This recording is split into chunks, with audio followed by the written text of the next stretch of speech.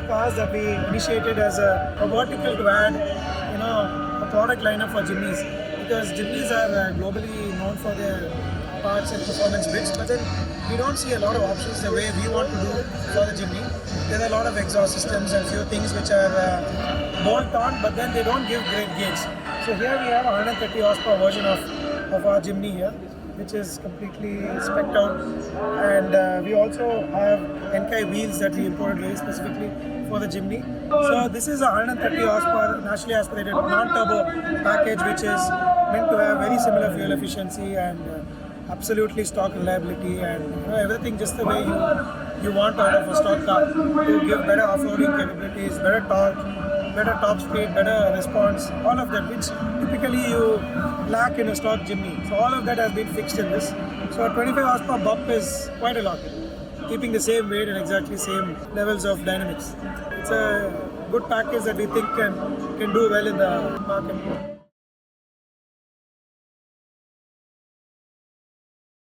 This is a completely piggyback ECU, which is first in the world. Standalone harness which plugs into the car with absolutely no cutting, trimming, nothing. It just plugs into your existing loom, can be fixed in under 10 minutes, and we can configure a map for you. And then with the combination of the hardware that we have, you have your 20 plus horsepower straight up.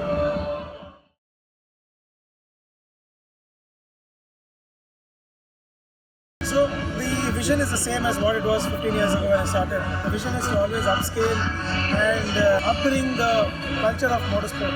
We have done our fair bit to improve the standards in drag racing and touring car racing. That's where we spend a lot of our time as well. So you can see the Polo behind you is a touring car Polo. So me being a person in motorsport who competes on a regular basis, I'm a multiple national champion.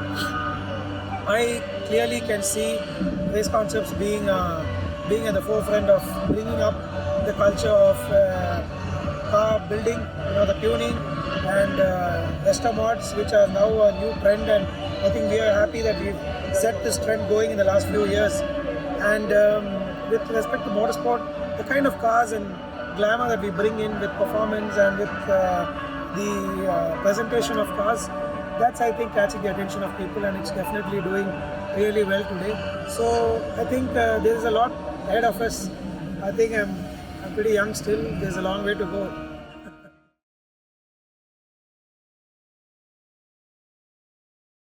Challenges largely lie with the organizers, the mindset of people, and the reach of media, which is heavily lacking.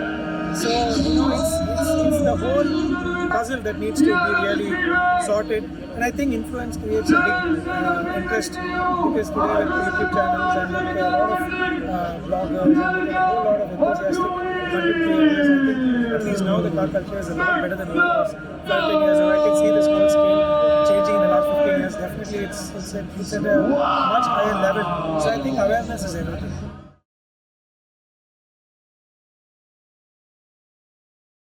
So everything that is in the world for the Jimny is all either a remap that a specialist in a different country sending you a file, or you send the ECU to them and then they flash it or whatever. There are bolt-on turbo kits, there are all sorts of things, but then you always see that Indians don't develop anything. And then we want to clearly make a product which has never been done by anyone else in the world. So when we make a standalone harness and ECU, this gives the car a lot of upscalability in the future for you to add more things. Like for example, you wanted to say, okay, I'm done with this, I want to go turbo. You can still repurpose the exact same ECU. You just need to add a map sensor to it, and then the whole thing just works again. And then tomorrow you want to put a cam in the car, you want to do more things. So the car is completely scalable at a later stage. When you flash a map, you need to go back to the tuner, you need to tell him this, then he experiments with your ECU. The car goes backwards, forwards, and then it's a whole puzzle. So it's limited resources, right? When you have a flash, here you have unlimited options. So you can tune the car endlessly, and then also you can play a lot with your configuration. You can keep updating your car. For example, although it's naturally aspirated, you can keep improving bits to it. You can add more stuff to the engine. You can, let's say tomorrow you want to increase the CC, you want to increase the compression ratio, you want to do more things. Your flash is not going to work. You're going to hit a wall always with a flash. So standalone or a ECU which can directly talk to the fuel system and ignition system is what is definitely the right way to go.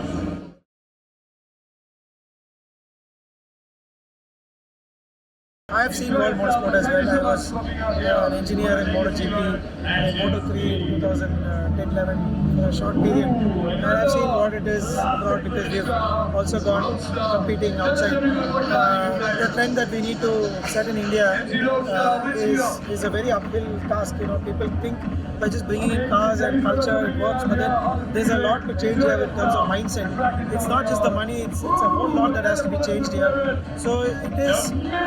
For me, the last 14 years, as I look back, it's been a milestone for me because in my own ways, I've done what I could do, and I'm very happy with what we have achieved. It might not be on par with what people think it is, or like you can't really change the whole world, right? I mean, but you can make your world around you change. So the car culture that we brought about with the Hondas and with I think we've given a lot of hope to people who aspire to build real cars, not plug and play tuned cars, you know, like cars where you work on the engine and chassis and things like that. So we've been a huge relief for people who want to really splurge straight into building a car ground up. So that's what you see with the 118NE build and my Honda, and then the City here, the CDR here, the 400 horsepower CDR. So we've been the guys who have always set targets in providing, you know, really high performance solutions for the common man. Because it's not always that everybody can afford a VRS or a GTI as a base car and then spend on it. Common man would want to buy a cheap car and then spend on it to make it a fun weekend car. I think we live for the common man. And being a common man myself, I think I completely understand the sentiments of the common man, and that's what we've been doing. We're absolutely reaching out to grassroots levels. So we've been greatly influencing the grassroots level culture in motorsport and in tuning and in car enthusiasm in general, and we're very happy with whatever we have done. Despite the multiple national championships, the lap records, the quarter mile records, and all that we hold, the biggest takeaway for me personally is the content feeling of seeing a fellow enthusiast smile when they take the car from us. That's everything.